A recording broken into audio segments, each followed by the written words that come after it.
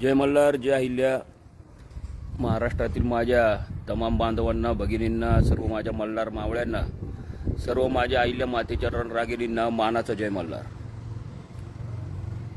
आज अचानक आपणा सर्वांना काही कसली पूर्वकल्पना देता पुन्हा या फेसबुक लाईव्हच्या माध्यमातून आपणा सर्वांशी संवाद साधण्यासाठी आणि जो आरक्षणाचं गेली 2 दिवस झालं म्हणजे 15 तारखेला दीपक भाऊ बोराडे सर्व आपले समाज बांधव मुंबईला गेलेले आहेत.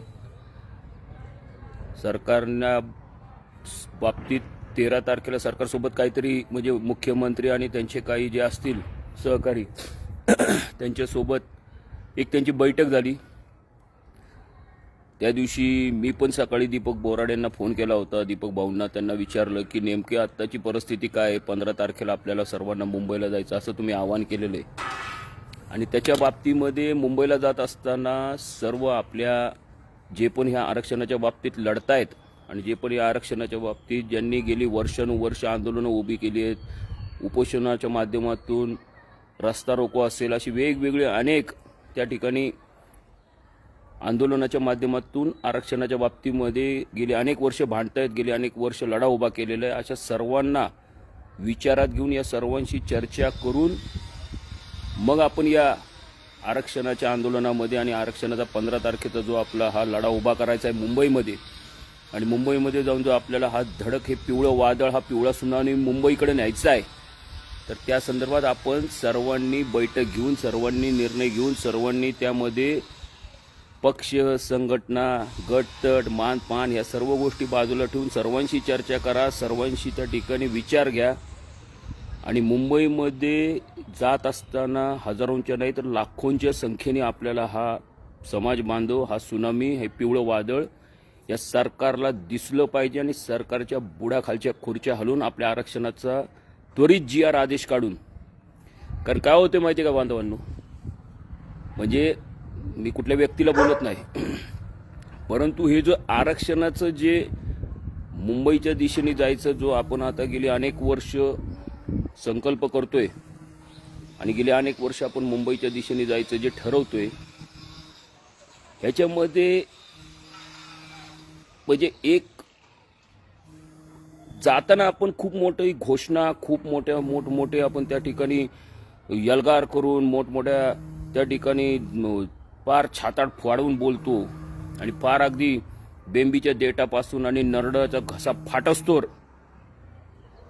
परंतु तिथं गेल्यानंतर, मुंबईला गेल्यानंतर काय असं होतं, काय कुणाला काय वाटतं, कुणाचं काय धाबदान आणतं का, कोण काय घाबरतं का, कुणाला कसली काय दबाव, दडपशाही किंवा काय वाटतं की लगेच एका रात्रीत, एका दिवसात आणि लगेच निर्णय बदलले जातात. आत्ता एवढ्यातच काल दीपक भाऊ गेले 15 तारखेला, आणि त्याच्यानंतर मला अनेक बांधवांचे फोन आले की बापू काय तुमचं म्हणणं आहे, काय तुमचं म्हणणं आहे, तुम्ही काय आले नाही, तुमचं काय म्हणणं आहे. आता 15 तारखेला माझ्या एका ऑफिसचं ओपनिंग होतं.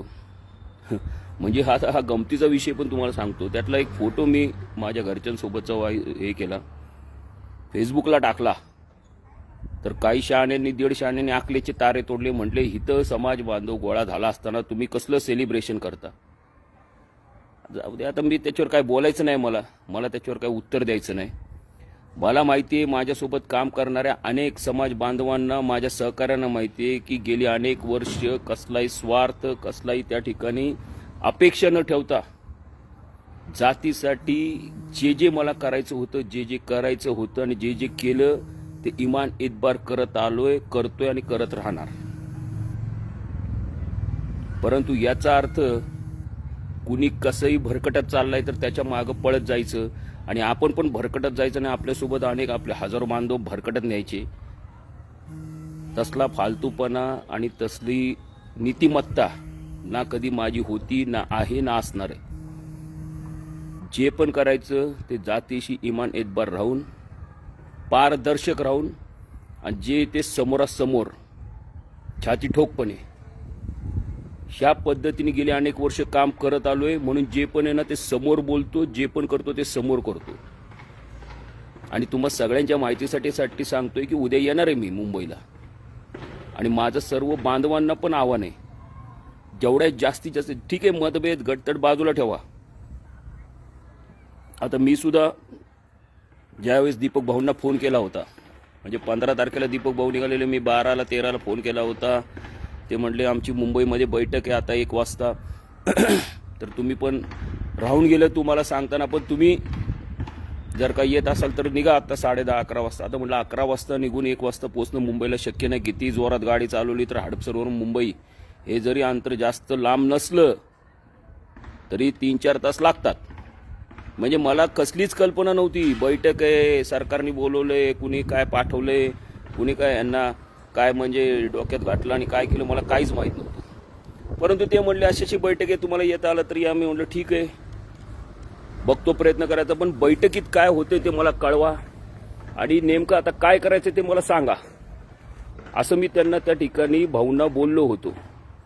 आणि त्याच्या बाबतीत त्यांना हे पण सांगितलं होतं की आता हे सर्व करत असताना आपण सर्वांनी मिळून, सर्वांना विचारात घेऊन आणि सर्वांशी चर्चा करून, प्रत्येक महाराष्ट्रातल्या तळागाळातल्या बांधवांशी चर्चा विचारविनिमय करून, कारण उगाच काहीतरी 500-1000 लोक जायची, 2000 लोक जायची, त्याच्यापेक्षा जाताना लाखोंच्या संख्येने जाऊ.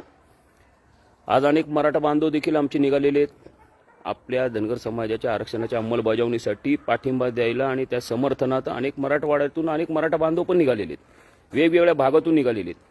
परंतु काय होतं बांधवांनो, की हा जो विषय हा फक्त मराठवाड्यामध्ये तिथं ते प्रश्न पेटतो, आरक्षणाचा हा मुद्दा, ही ज्योत, हा वनवा. परंतु पश्चिम महाराष्ट्रामध्ये आपल्या अनेक बांधव आहेत, लाखो आहेत, आरक्षणासाठी गेले अनेक वर्ष झटतायत, लढतायत, त्यांना मात्र हा विषय काहीच माहीत नसतो. मग ते म्हणतात आम्हाला विषय माहीत नाही, आमच्यापर्यंत कोण पोचत नाही, आमच्यापर्यंत कोण मिटिंग घेत नाही, कोण सांगत नाही, साधा फोन करत नाही, आमची यायची इच्छा आम्हाला काही माहितीच नाही. आज माझी देखील तीच परिस्थिती झाली की मला काहीच माहीत नाही. मला फक्त एवढं कळलं की 15 तारखेला दीपक भाऊ बोराडे तिथे उपोषणाला बसणार आहेत आणि त्याच्यानंतर अनेक आपले समाज बांधव त्या ठिकाणी मराठवाड्याच्या दिशेने निघाले. अनेक गाड्या, मला जे पण काही व्हिडिओ मिळाले, जे पण काही माहिती मिळाली ते फक्त फेसबुक लाईव्हच्या माध्यमातून मिळाली, जे दीपक बोराडेंचे मला दिसत होते. मग माझं एकच म्हणणं की बाबा हे सगळं होत असताना तुम्ही लोकांना म्हणजे निर्णय प्रक्रियेत न घेण्याचं कारण काय? म्हणजे जर का आपल्याला उपोषण आंदोलन करायचंय तर त्याच्यामध्ये निर्णय प्रक्रियेत न घेण्यामागचं कारण काय? ह्याच्या मागं कुठल्या एका व्यक्तीला मोठा व्हायचंय का? तर नाही.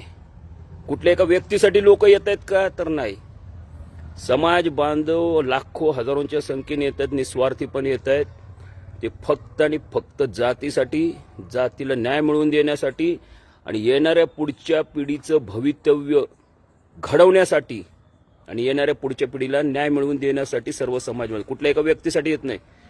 त्यामुळे काही लोकांच्या डोक्यात असं असेल की एका व्यक्तीसाठी येत आहेत तर तो जरा दूध खुळेपणा आणि लहान पोरगं जे विचार आहेत ना ते काढून टाका. समाज, जात ही जातीशी एकनिष्ठ आहे, ना की कुठल्या व्यक्तीला. तो व्यक्ती पण तसा असावा जो जातीशी एकनिष्ठ असावा. ठीक आहे, माझा काही कुणी जरी नाही सांग, माझ्या मनात असं पण नाही मला मान सन्मान दिला नाही, मला बोलवलंच नाही, मग मी कसं जाऊ, मग माझं असं नाही, मग मला बोलवा आणि मला 10 फोन करा. मी माझ्या तळागाळातील समाज बांधवांसाठी उद्या येतोय. माझ्या बांधवांची हालापेक्षा होऊ नये. ज्या जातीत मी जन्मलो त्या जातीसाठी काहीतरी करणं हे माझं कर्तव्य. काहीतरी म्हणजे हे आरक्षणाचा अंमलबजावणीचा GR सरकारकडून काढूनच घेणं हे माझं कर्तव्य. या लढ्यामध्ये कोण मोरक्या होते, कोण नेता होते, मला त्याच्याशी काही देणं घेणं नाही. माझं एकच माझं ध्येय आहे, आरक्षणासाठी जो ज्या ज्या ठिकाणी आंदोलन उभं केले त्या ठिकाणी आपण जाणं, त्यासाठी वाटेल ते काम करणं. परंतु त्या ठिकाणी त्याचा प्रामाणिकपणा, निस्वार्थीपणा पाहिजे. नाही तर काहीतरी मिळवण्यासाठी छपरीगिरी करत असताल, फालतूगिरी करत असेल कोण, तर त्याच्या ह्याच्यात मी बिलकुल पण मला इंटरेस्ट पण नाही. तोंडावर बोलतो मी, कुणाला काय वाटलं तरी मला काय फरक पडत नाही. त्यामुळं उद्या मी येतोय. सर्वांनी लक्षात घ्या, मी पुन्हा सांगतो, मी कुठल्या एका व्यक्तीसाठी नाही येते, मी माझ्या जातीसाठी येतोय. माझ्या येणाऱ्या पुढच्या पिढीला न्याय मिळवून देण्यासाठी येतोय. आणि ज्या जातीत मी जन्मलो त्या जातीचा मला अभिमान आहे, होता आणि कायम राहणार, जो पण श्वासाचा जीवात जीव आहे. आज आमचे मराठा बांधव कसलेही त्यांना निमंत्रण देता हजारोंच्या संख्येने निघालेत. म्हणजे सांगायचं आहे की अशा अनेक आपल्यावरती प्रेम करणारा मित्रपरिवार आपले बांधव आहेत. आणि आता जर का तुम्हाला तिथं आपल्याला लढा हा उभा करायचा आहे तर बाबांनो माझे हात जोडून विनंती, आर नाही तर पार, एकच डोक्यात ठेवा. एक तर मारा नाही तर मारा. मारा मारा म्हणजे तिथं काय लगेच काय आपल्याला जाऊन काय युद्ध नाही सुरू करायचं. एक तर आरक्षण घेतल्याशिवाय आणि आरक्षणाचा GR हातात घेतल्याशिवाय, म्हणजेच याचा अर्थ असा नाही की दीपक भाऊ बोराडे यांचं बलिदान आपल्याला घेत. दीपक भाऊ बोराडे यांच्या जीवात जीव आहे आणि त्यांचा आपल्याला दीपक भाऊ बोराडे सुद्धा तेवढेच महत्त्वाचे आहेत. त्यांची तब्येत बघणं, त्यांच्या तब्येतीची काळजी घेणं हे पण आपलं काम आहे सर्वांचं. कारण ते गेली 18 दिवस का 15 दिवस जालन्यात उपोषणाला बसले होते. आज मुंबईत बसलेत. त्या बिचाराचं बरं वाईट काय झालं तर लक्षात घ्या. त्या कुटुंबांवरती, त्यांच्या घरादारावरती काय संकट दुःखाचं कोसळतं ना, ते गेले अनेक वर्षाचा इतिहास आहे जो आम्ही बघितलाय उघड्या डोळ्यांनी. शरीराला जे यातना होतात ना, पोटाच्या ज्या अवहेलना होतात, ते 2008 पासून आम्ही बघत आलोय. आंदोलनमध्ये उपोषणाला बसणाऱ्या लोकांचे काय हालत झालेत. त्यामुळे दीपक भाऊची सुद्धा तब्येत जोपासणं बघणं हे आपलं काम आहे. परंतु जाताना आपण एकच लक्षात घ्यायचं, 5-50 नाही, 5-50,000 लाखोंच्या संख्येने आपले मावळे तिथं पोहोचले पाहिजे. तुमच्यातलाच मी पण एक देखील मावळा आहे. मी काय स्वतःला खूप मोठा सरसेनापती किंवा राजा महाराजा नाही समजत. मी पण तुमच्यातलाच मावळा आहे. पण माझं तुम्हाला आव्हान आहे, नुसतं सोशल मीडियावरती कमेंट्स टाकून उपयोग नाही. प्रत्यक्षात तिथं गेलं पाहिजे. आणि माझं आव्हान आहे, खरे जर का तुम्ही जातीने धनगर असाल, खरे आईल्या मातेचे वारसदार असताल, विचारावर चालणारे असताल आणि जातीशी एकनिष्ठ असताल, तर उद्या कसलाही विचार न करता, कसली अपेक्षा न ठेवता, कोणी फोन केला नाही केला, मान पान सन्मान गटतड सगळं चुलीत घाला. उद्या आपल्या जातीच्या येणाऱ्या भवितव्यासाठी उद्या मुंबईत जमायचंय. एवढी ताकद, एवढा मोठा सुनामी मुंबईमध्ये उभा करायचा आहे. झक मारत ह्या महाराष्ट्रातल्या मुंबईतल्या त्या विधान भवनात किंवा मंत्रालयात किंवा अजून नरिमन पॉईंटच्या ह्यांच्या बंगल्यात जे बसले असतील ना, ACच्या बटणं दाबून खुर्च्या बुडाखाली घेऊन, हाय त्या परिस्थितीत धावत उद्या आझाद मैदानात पोचले पाहिजेत. एवढी मोठी ताकद आपल्याला तिथं दाखवायची. आणि शपथ आहे तुम्हाला, आहे आईल्या मातेची. नुसतं आता घरात बसून मोबाईलवरती बोटं दाबू नका. उद्या लाखोंच्या संख्येने खरं जर का तुमची ताकद उद्या मला बघायची, मला नाही अख्ख्या महाराष्ट्रालाच बघायची. आणि काही शाने ते आत्ता मगाशी माझ्या फॅन क्लब ह्याच्यावरती काहीतरी एक पोस्ट पडली, त्याच्यावरती कुठलं तरी हे म्हणजे ना, मला एक आहे ना एका गोष्टीचं लई, त्याच्या आईला ही बोटं काय घालतात सगळीजण आहे ना, काय नेमकं त्यांच्या बोटाला वळवळ होती का बघावं. तेव्हा नुसती बोटं घालत असतात. काय बोटं घालून करता काय रे?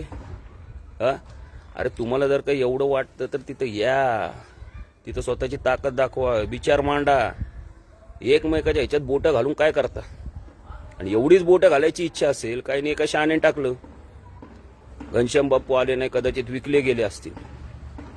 अरे याड झाव्यांनो, घनश्याम बाप्पू हक्के ना 1 रुपये कुणाला बांधील नाही आजपर्यंत.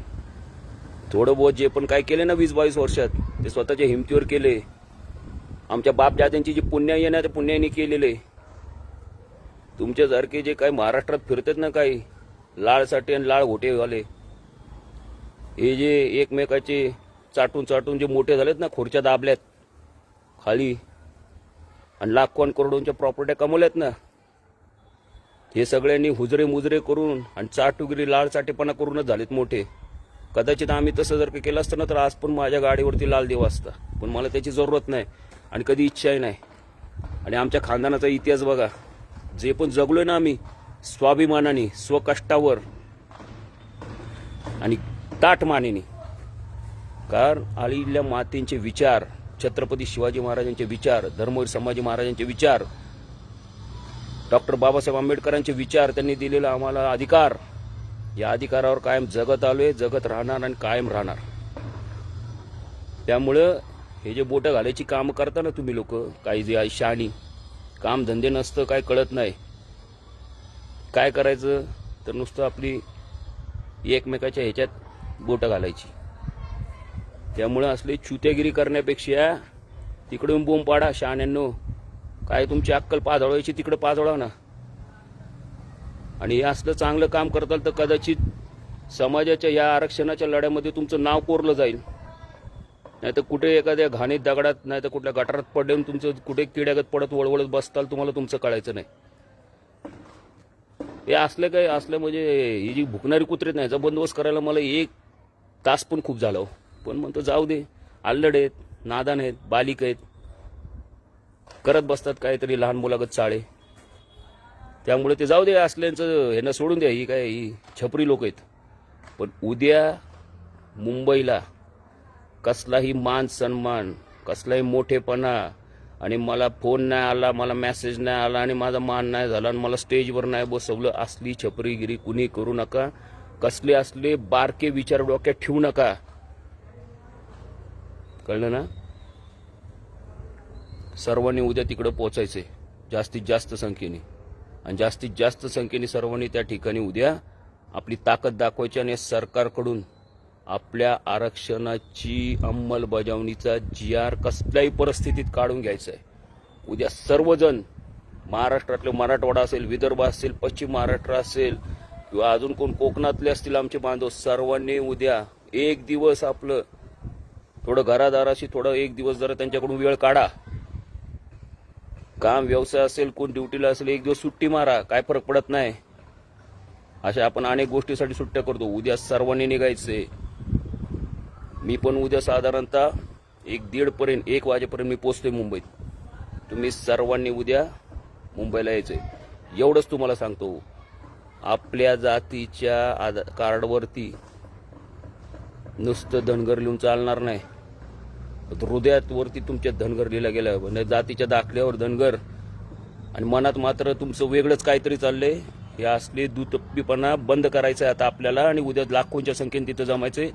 सर्व माझ्या भगिनींना, आईला देवीच्या रणरागिणींना, सर्व मल्हार मावळ्यांना माझी हात जोडून विनंती आणि आव्हान आहे. उद्या खरी धनगरांची ताकद मुंबई पूर्ण पिवळं केल्याशिवाय राहणार नाही, ही शपथ व्हा. तरच खरं तुम्ही जातीने धनगर, नाहीतर दोघळेगिरी करणारे कधीच धनगर नसणार. एवढंच सांगतो. जय मल्हार, जय अहिल्या.